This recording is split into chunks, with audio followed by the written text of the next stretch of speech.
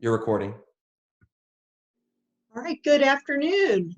I am coming at you live from downtown Fredericksburg and also over in Spotsylvania as I'm having a virtual conversation with my good friend and community colleague, Janel Donohue. She is the president of the Rappahannock United Way. And I am Susan Spears, president of the Fredericksburg Regional Chamber. You are joining us this afternoon for a new feature by the Chamber of Commerce called Business Briefs. Janelle, thank you for being with us today. Thank you so much for having me. I'm excited to be able to talk to you. Yeah, well, good. The idea of doing the business briefs is to have an opportunity to just bring a little bit of information about good things that are happening in our community out to you at home or wherever you are able to see this on your mobile device or so forth from our Facebook page. So thank you for joining us. What I want to do first is tell you a little bit more about Janelle. I just said her title, that she's the president of the Rappahannock United Way, but she's also a true friend of our community. So many of us know her from different roles that she plays. Our team over at the Chamber knows Janelle super well. She's a member of our board of directors. She is an alumni of Leadership Fredericksburg. We're both wearing our pins. Oh, wait. With Fredericksburg. Yeah, she was in our first class. Awesome.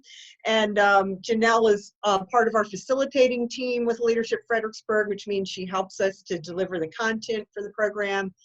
She's mentored people in the program, spoken with countless classes, and just a true champion, hosted us over there, sent people from her staff of United Way through the program. I could go on and on. She's also really active with the Fredericksburg Lions Club, and I believe you're a past president of the Lions Club as well. I am, which is super cool. So that tells you a lot about Janelle and her leadership. She doesn't just get involved. She really gives back, and she's a natural leader, so she's often asked to lead. So our community is thrilled to have you with us, and I'm glad that we can have a conversation here today. Thank you. Thank you. What I'd like you to do first, for anybody who's not completely familiar with the United Way, if you'll share a little bit about your role and what United Way does in our community. So thank you, Susan, for that opportunity. One of my favorite things to do is to talk about the Chamber and also to talk about the Rappahannock United Way. I've been with Rappahannock United Way coming up in January, it'll be 20 years. And I actually was involved with the United Way when I worked at Quantico, and when I worked for a local company. We had a campaign, and so United Way is near and dear to my heart. We have been in this community for over 80 years. We serve the city of Fredericksburg, Spotsylvania, Stafford, King George, and Caroline. Every United Way is their own local United Way, so I have an amazing board of directors, 21 volunteers who help lead the Rappahannock United Way, and an amazing staff, 12 staff members that really are a team and work to help improve lives. So our mission is to improve lives by mobilizing the caring power of our community. And we focus in 3 areas: education, financial stability, and healthy living. And most recently, you may know United Way because we helped bring the Alice Report to Virginia, and very excited about the work that we're doing around Alice, the work the state is doing around Alice, as well as what the nation is doing around Alice. Well, that sounds really interesting, the Alice Report. Can you tell me more about what that is? Sure. So ALICE is actually an acronym, and it stands for Asset Limited, Income Constrained, Employed. And when the United Way was looking to see how we were going to meet our goal that more households emerge from poverty and achieve greater financial stability, well, we had a little bit of a debate and a conversation around what is poverty. And so that's when we learned about the ALICE population. They're really they're a well-known population, but not well-defined in the community. A lot of times when we think about charity, we think about those who live in poverty or at the federal poverty line. But a lot of times there are people who are in need, but they're turned away because they make too much money. And it's perceived that they make enough money to take care of themselves. Well, ALICE are households who are asset limited, income constrained, employed. So they're working maybe more than one job, 2 or 3 jobs. They may have Right. They may have little benefits or some benefits, but not enough to secure the family. And so what the report does, it's really helpful because it takes a look at our community and it says how much does it cost in every county and every city for a basic survival budget.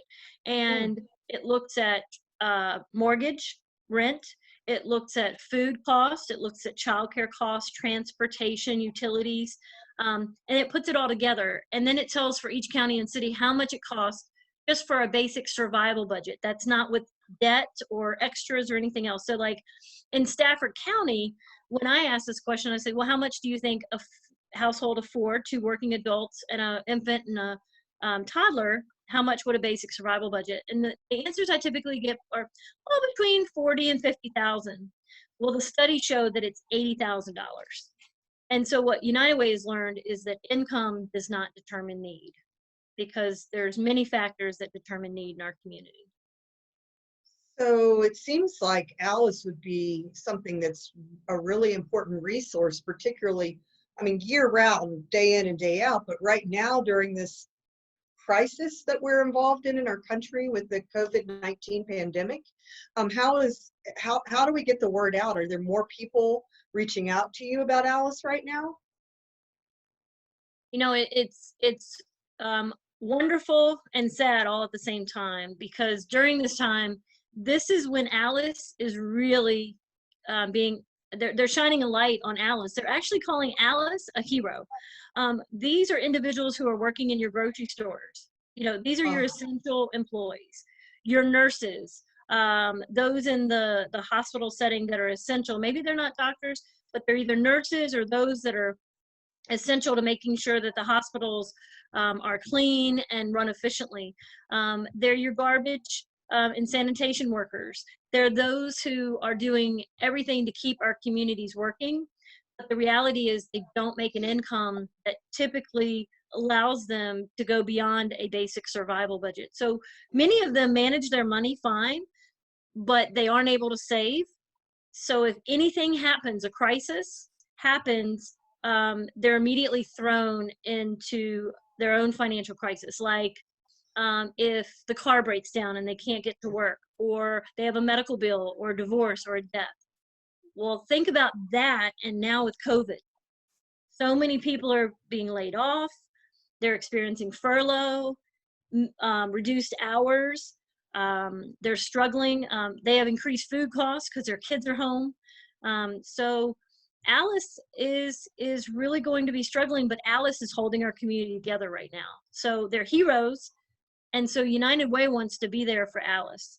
And we want to find ways that we can support them to help them pay for rent and mortgage, to help them with transportation to get to work in case they need that. We also want to focus on childcare. Now that's different right now with COVID, but we want to help those essential workers pay for childcare if they need to. And right now, people are getting their stimulus checks. Some are getting help, but we really see a financial tsunami coming in the next couple of months, because people are deferring their mortgages, but deferring does not mean they don't have to pay it back. Right. That's important to note. Deferring does not mean you don't have to pay it back.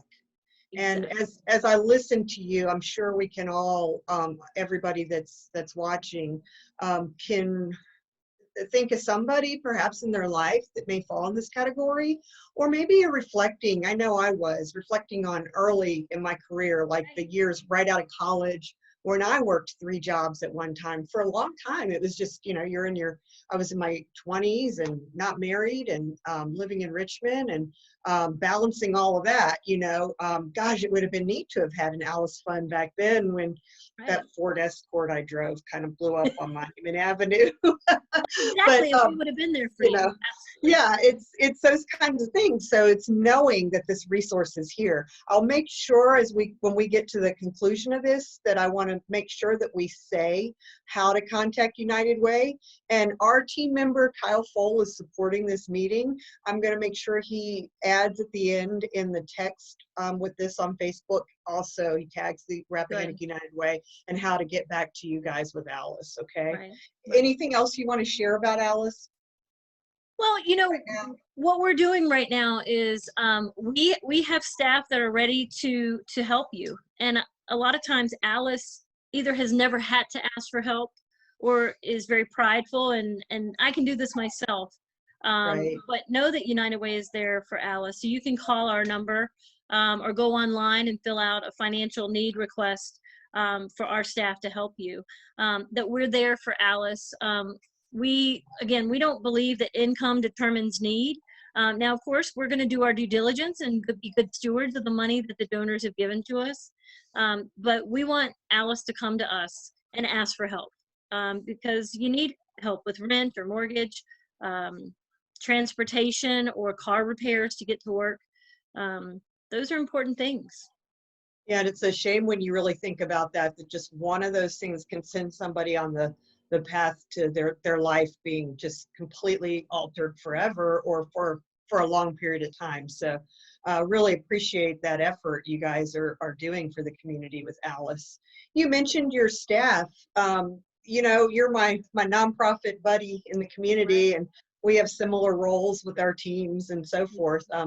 How's it going over there? Is your team all working virtually, or how are you handling that at your office? Great question. Just like so many businesses, we work out of the United Way office, and then COVID hit, and within 4 days, we all worked remotely. So, although all of us are working remotely, we're still answering the phones. The phones come directly into our computers, and we can answer the helpline. So yeah, we're all working remotely, but we've been blessed. We're able to all work and work from home. But a lot of times people think we're closed, but we're all getting it done. We're all making it happen. Hmm. How do you feel that, or find that your days are different? What are you doing differently? Now I don't know about you. I think you and I probably closed around the same time. It's just been over a month now since Mm-hmm. we've been in our office. And I don't know, have you found your rhythm yet every day, or how are you coping with it? Starting to find my rhythm. My new word is Zoom, Zoom, Zoom. I think this is my 5th Zoom call today, but I'm an extrovert, as so many of those who know me know. And so that connection, just being able to see your smiling face, just be able to see even your puppies back there, that helps me. Right, exactly. Miss G and Theodore. So no, that helps me. So I find that I'm on Zoom calls a lot, but they're very efficient and effective. People are respectful of time and what's going on. Connecting with my team, connecting with people is very important. So I honestly don't know if we'll ever get used to this, but starting to find a little bit of a routine. But honestly, now it's starting to plan on how to get back into the office. So we'll see if there's ever a study in change management. Here you go. So, No kidding. I mean, all this time we spend with Leadership Fredericksburg, and there's so much about it. Now here we are, you know, right in the thick of it. In fact, you and I are both involved with having our first Leadership Fredericksburg full class virtually on Friday. So, right. yeah, thank you for helping us with that. Yeah, That no was. problem. It's all about leadership right now, and everybody can be a leader. I know I need my teammates, and they have stepped up and given me advice or saying, hey, can we infuse this to make this a little bit more fun, or to draw out the emotions. You need emotional intelligence right now. You need generative listening. Oh my goodness, you know, I'm really focusing on listening to people and watching their facial expressions, because they're not always telling you how they're feeling, but there's got to be a lot of emotions up and down during this time. Yeah, I noticed that right away when our team one of our last meetings right before we closed our office, we were all sitting together talking about what we were going to do, and I could kind of feel some of them holding back, not wanting to say like maybe what they were worried about or fearing, or wanting to be strong and buckle up and say, yeah, we're Right. going to get through this. And so working with them and finding out, and this would be a lesson you and I would share with the community if folks are having any difficulty with feeling like there's a disconnect with some of their staff members or their team members, is just really listening to them and asking them a few extra questions, don't you think, Mhm. to find out, like, we don't need them to to tell us their deepest, darkest fears, but to be open enough to say, hey, Janelle or Susan or whoever your manager or boss is, I'm on the struggle bus today. Right. This is really tough. Is it okay that I'm on the struggle bus? Because yeah, there's not a book that we had on how to suddenly deal with the pandemic. No, Yeah. no, I'm sure there will be some to come out. I'm a huge Brene Brown fan, and one of the tools she uses is called container building, and we use that a lot in our work, in going around and either expressing one word of how you're feeling today, or sharing, you know, what your worries are. And it sounds all touchy-feely, but we did this right before, again, like you were saying, we met with our team, and we had everybody go around and write down their worries on a Post-it note, so you couldn't get too long. But it was really good for those who may have been single and not known the worries of others who maybe had a family. But we learned things about each other that we wouldn't have necessarily come out and said, hey, I'm worried about. We had spouses who had been reduced in hours. We had children who lost daycare. We had people who were taking care of elderly parents or family members, things that you kind of know about people, but you don't put it into perspective. It really helped us empathize with each other and kind of give each other a little bit of grace and know that we aren't all going to be up at the same time and down. So it's been helpful, but it's a tool, and you really need to check in with your people and understand it's not just, this is impacting everybody. I know we're all in the same storm. We're not all in the same boat, but we are all in the same storm. So we all have an experience to share. Yeah, very, very true. Well, thanks for sharing that about your team and all that. We certainly wish all of them well. I enjoy seeing many of them on social media pretty regularly. So I can't believe it, but I'm looking at the time and we are drawing to a close here. I guess I can believe it when we put the two of us together. And I'm super proud. I'll just say that these two, that's Miss Jean and that's Theodore, have been silent through this whole thing, you guys. My husband's at work, so that's super awesome. Thank you for joining us today on Business Briefs. It's terrific to hear about the work United Way is doing in the Fredericksburg regional community. If you happen to drive out and drive past the United Way, you'll see the big love sign out there, and they really are all about love for our community. So it's a thrill to talk with you. Tell us right here at the end how to get in touch with you guys. So if you are looking to get help, you can go to our website at rappahannockUnitedWay.org and click on Get Help. You can also call us at 540-373-0041, and you can dial extension 300, and our team will be happy to help you. And that's if you want to get help. If you want to volunteer, you can go to our website, and there's a whole listing of how you can volunteer right now, which a lot of people are itching to help and wanting to make a difference. And then the other is if you want to give, so that you are contributing to the Alice Assistance Fund to help others. Maybe you're blessed, you know, with your stimulus check or with a little bit extra. You can mail in a check, you can go to our website and hit donate, or you can also text, pick up your phone right now and text "Be There" to 41444. So there's lots of ways to give help and get help. That's great. Thank you. Thank you so much for sharing. We're going to go ahead and close out now. Today is Tuesday, the 21st of April, and on Thursday of this week, around the same time, we will be coming at you live again, and we will be with Kevin Dillard, who is the CEO and President of Life Care Medical Transports. Janelle, thank you so much for being with us today. Thank you.